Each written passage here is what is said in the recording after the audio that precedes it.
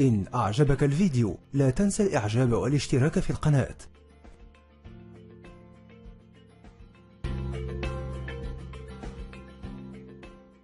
طبعا طلعي بهالشاشة فازة.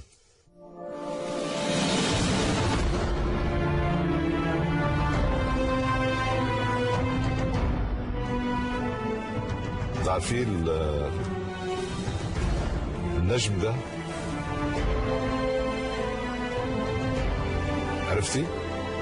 عرفتي هلا البرنامج شو معناته؟ هذا البرنامج اسمه المسامح كريم. ما تزعلي. بس انا مش عايزه، يعني انا ما جيتش هنا عشان. طيب خلص بس هو يا دعاكي. هلا جيتي عشاني انا وياكي عشانك، يعني مش عاوزه اشوفه ولا انسي. انا ما جيتش هنا على قبلة شيء يا ستي انسي خلص. لا مش ممكن انسى، انا يعني ممكن اخرج ولا حاجه. لا انا مش عايزه اكمل في البرنامج ولا حاجه والله. تخرجي. انت فوق راسي يعني. تسلمي راسي يا حبيبتي، تسلمي هاتي لبوس راسك. انا لا والله لا والله. عادي.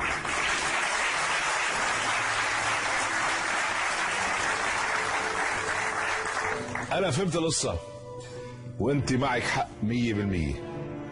معك حق 100%. هلا هو عم بيعمل بمحاولة، يمكن أنت ما تستجيبي، أنت حرة وقرارك بيدك. هدي أعصابك وأنا معك، ما تخافي. هذا الشاب طبعا هلا ارتكب خيانة عظمى، زنا اسمه، بس يبدو بعد سنة و3 أشهر حن مشتاق من الاول هو وحاسس بغلطه، وجاي فكر انه بركي عبر هالبرنامج. لا عم ترجفي. لا عم ترجفي. حب يمكن اعتبر انه من خلال هالبرنامج ممكن يستعيد هالجوهره اللي فقدها. ممكن بقى كتب لك رساله، انا رح بقرا لك اياها وانت بعدين بتقرري، انت بتشوفي إذا بتصدقيه ما بتصدقيه. خلينا نحكي. يلا.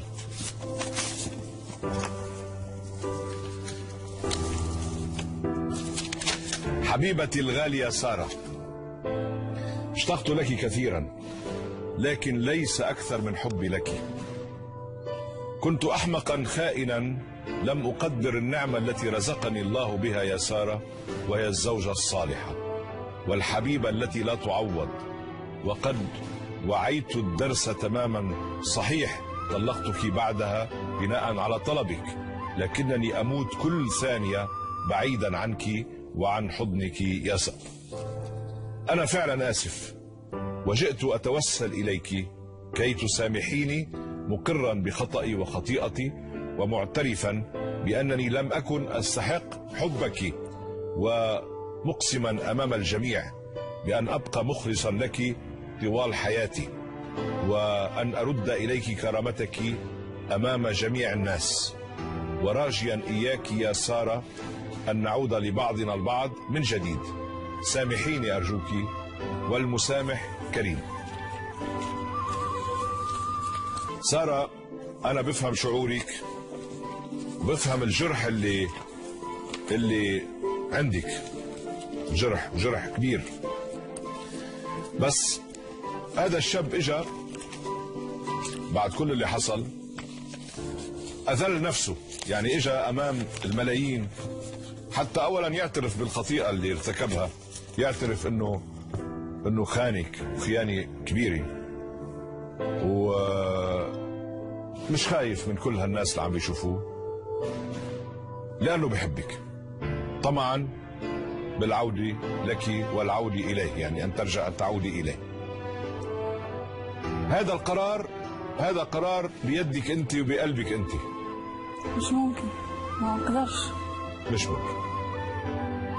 خلص أنت شلتيه من حياتك نهائيا. دي حاجة يعني دمرتني، يعني من اثنين، من صديقتك كمان. صديقتي يعني طفولتي كلها دوزت أنا وياها. نعم. وواحد اللي كنت كتتخيل فيه كل شيء، بنيتي احلامك معاه، شفتي في بابا ولادك كل شيء، فهمتي؟ نعم. ما نقدرش. نعم. طيب انت انه شفتيه بالجرم المشهود ولا اعتقدتي انه هذا اللي حاصل؟ لا، شفت كل شيء بعينيه، من بعد كيبان لي هو صاحبتي، صافي ما قدرتش نصبر. شنو غندير؟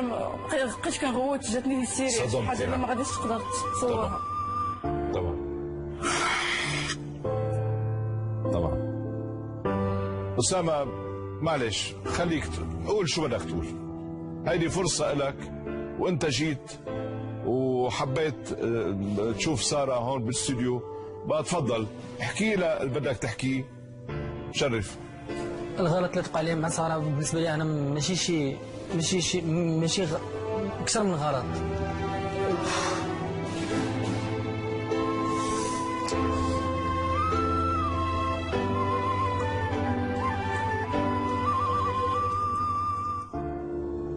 أنا هذيك المدة اللي كنت دوزت مع سارة عمري ما غنساها، اللي في الصراحة واخا طلقتها واشتغلت في الديار البلجيكية وخدمت تما كمهندس صوت. بغيت نتزوج ولكن ما عمري ما قدرت ننسى سارة.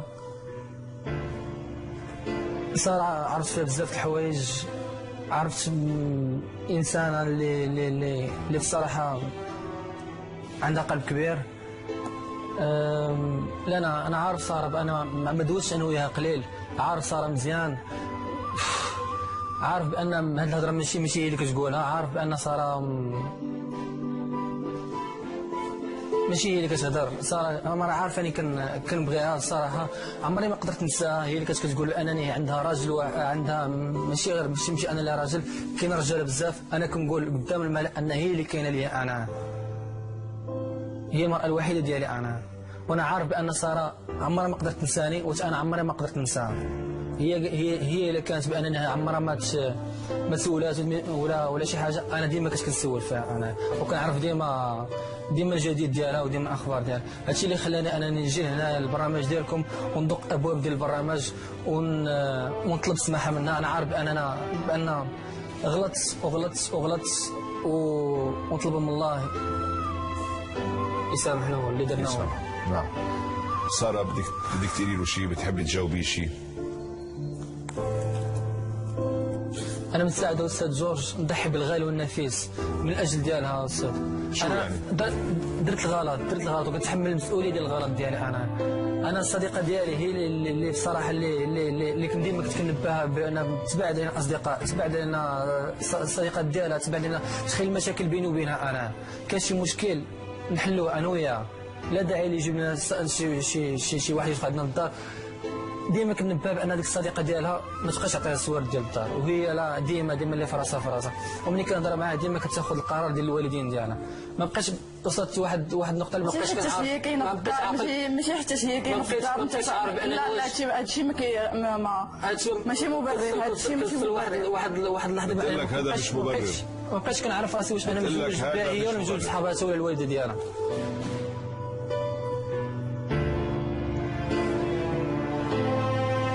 قالت لك هذا مش مبرر. إلا عطتني فرصة أستاذ، إلا عطتني فرصة إن شاء الله آخر مرة غادي نبرهن لها قدام الملأ وقدام الله سبحانه وتعالى بأن غادي يكون خير إن شاء الله. سارة هذا الشاب تائب، إجا تائب،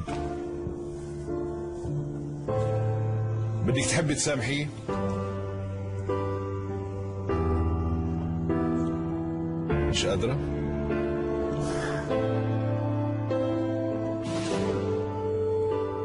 قولي لي هلا بشو عم تفكري؟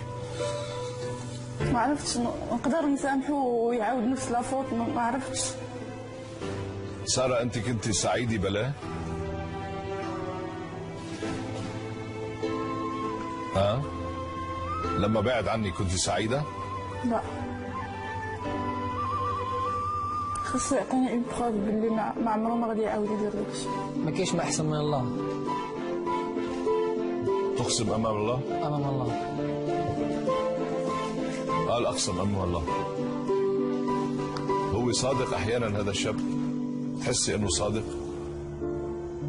هو ما عمره ما غلط، هذه كانت أول مرة وما عرفتش كيفاش زعما دار بحال هكا. هو عمره ما غلط، بس هو عم بيقول أنه الذنب مش ذنبه، الذنب صديقتك. بعدك على علاقة معه؟ لا مش بعدك ممكن. بتشوفيها؟ لا ما بقيتش كنشوفها، ما يمكنش نعاود نشوفها. لا طبعا. لا هي لا هو بجوج. طبعا. هلا أنت أمام أسامة، بدنا نعرف بدنا نرجع نزوجكم ولا شو؟ نجيب لكم المأذون؟ ما كرهتش. في مأذون هون قريب، بدك تسامحيه سارة؟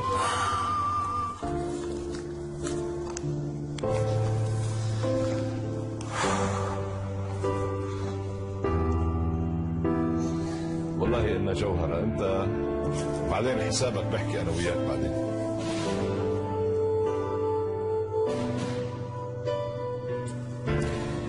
بدي أسألك سؤال بس جاوبيني. إيه؟ لما شفتي حسيتي هيك فرحتي ولا كنتي زعلانة؟ مش عارفة إحساسي. وشرف أبوكي شو حسيتي؟ تخلط عليك كل شيء؟ مفاجأة؟ كانت سارة يا سارة المفاجأة ولا شو؟ إيه سارة، وفي نفس الوقت أنا ما كنتش بغيت نتفكر هادشي وبغيت نكمل حياتي، ما بغيتش نبقى. طيب يمكن هذا الشاب نصيبك، يعني أخطأ وندم وتاب تايب. بدك تسامحيه؟ بدك تقولي له مسامح كريم؟ مسامح. قولي له سامحتك والمسامح كريم. أنا سمحت لك والمسامح كريم. يلا هاتي لابوك، تعال.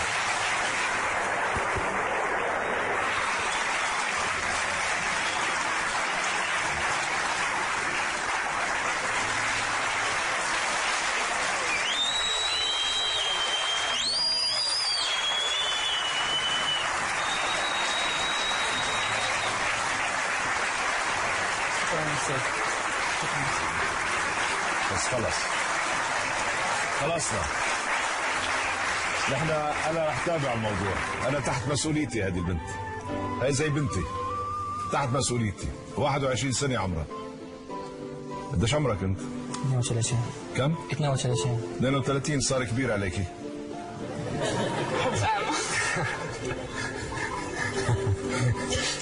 طيب مبروك. ميرسي. وشرفتينا.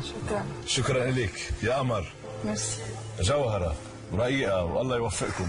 وزهرة ديروا بالكم على بعض. يلا خدها بإيدها وإن شاء الله بتفرحوا الأهل كلهم. يلا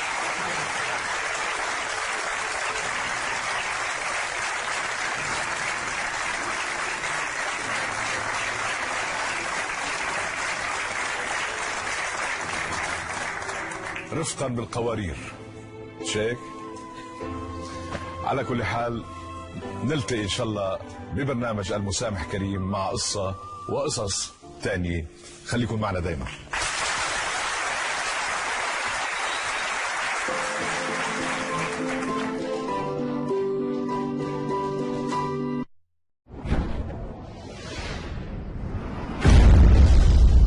إن أعجبك الفيديو لا تنسى الإعجاب والاشتراك في القناة.